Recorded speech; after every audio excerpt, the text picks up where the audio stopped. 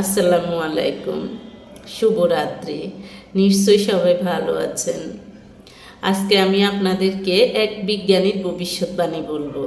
ভবিষ্যৎবাণীগুলো কিন্তু এখন দেখা যায় যে যেরকম আল্লাহ কেয়ামতের বর্ণনা দিয়েছে, কেয়ামতের আগে এই ধরনের হবে, এরকম বিজ্ঞানীরাও কিছু ভবিষ্যৎবাণী করে গেছেন। সেই ভবিষ্যৎবাণীগুলো আমি আজকে বলবো।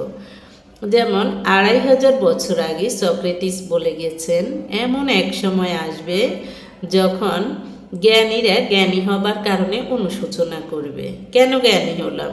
এই জ্ঞান দিয়ে তো আমরা কোনো কিছুই করতে পারতেছি না, কেন আমাদের জ্ঞানকে তো কাজে লাগাতে পারতেছি না। তারপর হলো মূর্খরা তাদের মূর্খতার জন্য গর্ববোধ করবে, কারণ মূর্খরা যে সে কাজ করে তারা কিন্তু তাদের সফলতা অর্জন করবে।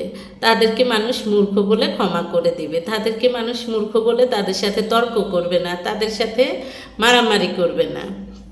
এবং দুর্নীতিবাজরা তাদের দুর্নীতির জন্য উল্লাস করবে। দুর্নীতিবাজরা তারা দেখা যায় যে মিথ্যা বলে বিভিন্নভাবে কিন্তু তারা তাদের উদ্দেশ্যটা হাসিল করবে, তাই তারা উল্লাস করবে, তারা সুখে থাকবে, খুশি করবে। হ্যাঁ, ঠিক আছে, এগুলোর জন্য সৃষ্টিকর্তার কাছে এগুলোর জন্য বিচার পাবে, কিন্তু সাময়িক দুনিয়াতে তারা উল্লাস করবে। সেই সময়টা কিন্তু এখন এসে গেছে। আল্লাহ হাফেজ।